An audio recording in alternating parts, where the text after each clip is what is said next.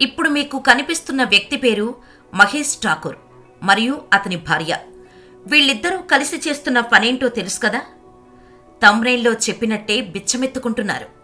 అయ్యా 10 రూపాయలు, అమ్మా 10 రూపాయలు, అక్కా అన్నా అంటూ తన కొడుకు మృతదేహాన్ని మార్చురీ నుండి అంత్యక్రియలకు తీసుకుపోవటానికి బిచ్చమడుక్కుంటున్న ఈ తల్లిదండ్రుల కథ వింటే కన్నీళ్లు రాకుండా ఉండలేరు. వీడియో పూర్తిగా చూడండి.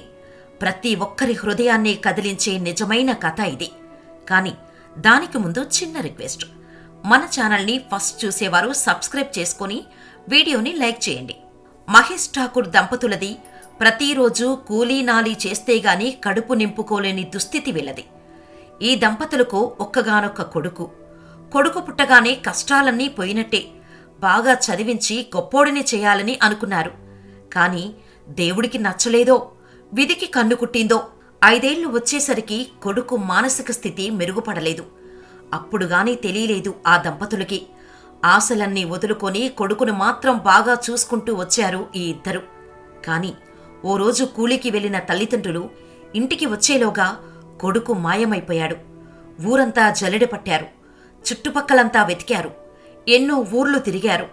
మహేష్ ఠాకూర్ కొడుకు జాడ మాత్రం కనిపించలేదు. అలాగే వెతుక్కుంటూ కొన్ని రోజులు గడిచిపోయాయి.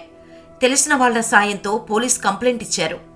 అలా కొద్ది రోజులు గడిచాక ఉన్నట్టుండి పోలీసుల నుండి ఓ కబురు వచ్చింది.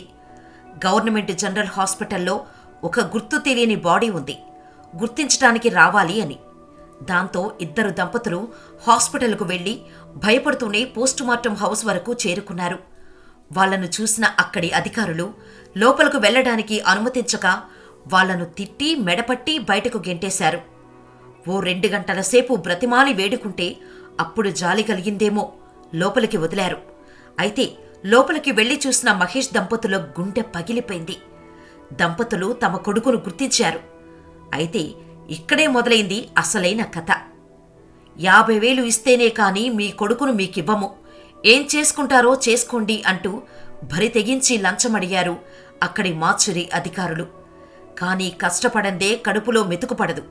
50,000 ఎక్కడి నుండి తేము అంటూ కాళ్లా వేళ్లా పడ్డా కనికరించలేదు ఆ దుర్మార్గులు. దీంతో చేసేదేం లేక ఇద్దరు దంపతులు కలిసి వాళ్లు అడిగిన డబ్బు కోసం అడుక్కోటానికి బయలుదేరారు.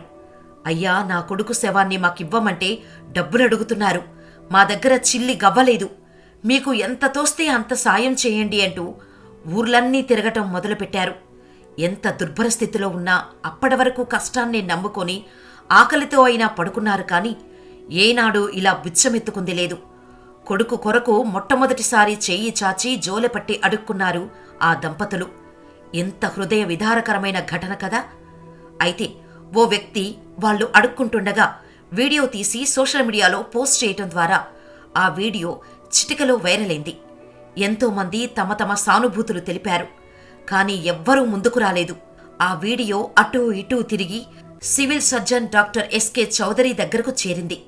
ఆయన వెంటనే స్పందించి తగిన విచారణ జరిపించి దోషులుగా తేలిన వారిపై కఠిన చర్యలు తీసుకుంటామని హామీ ఇచ్చి స్వయంగా ఆయనే జోక్యం చేసుకుని మహేష్ దంపతులకు వారి కొడుకును అప్పగించారు. ఆ రోజు డాక్టర్ చౌదరి గారు స్పందించకపోయి ఉంటే కనీసం చెప్పులు కూడా లేని కాళ్లతో ఎన్ని ఊర్లు తిరగాల్సి వచ్చేదో పాపం. ఆ మహేష్ దంపతులకు చివరకు ఓ వీడియో ద్వారా న్యాయం జరిగింది.